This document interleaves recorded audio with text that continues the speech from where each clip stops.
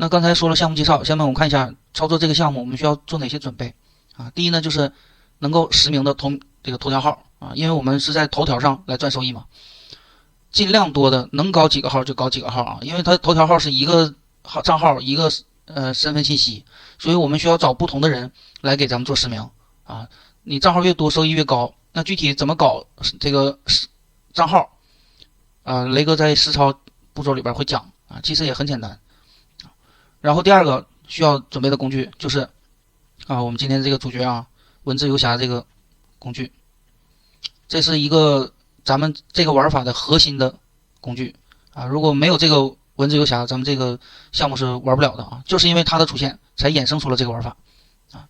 我们以前是怎么玩头条啊？也是利用 AI， 用 GPT 之类的工具，需要人工的去找热点啊，人工的去给它发指令啊，然后复制粘贴，然后修改、找配图、排版啊，这一套动作下来，一篇文章可能得20分钟。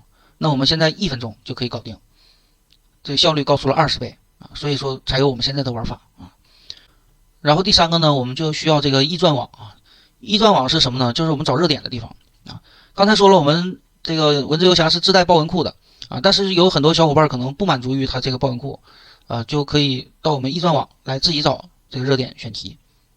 我们打开这个网站以后，选择头条号，选择文章啊，选择阅读量大于1万加的啊，或者5万加的都可以啊。然后选择3天之内的啊，这些就都是报过的文章啊，5万以上阅读的。假如说我们想选一张啊，然后点一下啊，就到了相关的这个网页了啊，比较方便。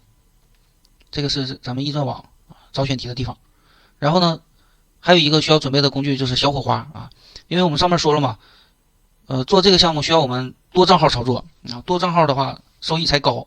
那多账号操作的话，在本地这个账号不太好管理啊，我们就需要这么一个工具啊，就是这个小火花工具，它可以不开会员的情况下，我们免费会员是可以同时管理5个账号啊。那开了会员，会员也不贵啊，1个月29。